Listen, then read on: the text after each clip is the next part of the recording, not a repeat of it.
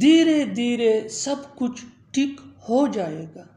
دھیرے دھیرے تم یہ سیکھ جاؤ گے. دھیرے دھیرے لوگ ہوشیار ہو رہے ہیں.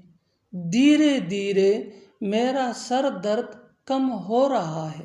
ان جملوں میں ہم بول رہے ہیں دھیرے دھیرے. اس کے لیے آپ کو یوز کرنا ہوگا انگلش میں گریجولی. آئیے کمپلیٹ اسٹرکچر سمجھتے ہیں. Gradually plus sentence. آگے ڈیٹیل سے سمجھاتا ہوں مثالوں سے. Have a look some example for better understanding. دھیرے دھیرے سب کچھ ٹھیک ہو جائے گا. Gradually everything will be fine. Gradually everything will be fine.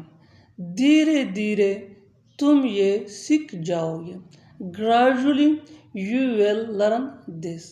Gradually you will learn this.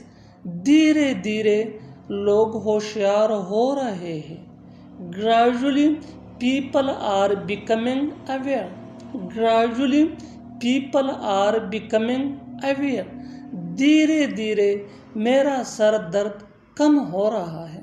Gradually my headache is reducing. Gradually my headache is reducing.